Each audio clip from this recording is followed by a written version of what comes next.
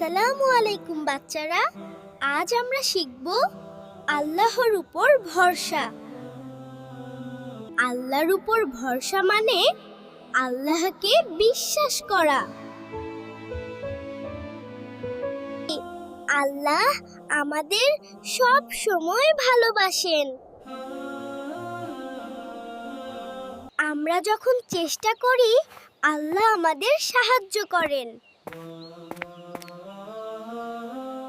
আমরা আল্লাহর কাছে দোয়া করি।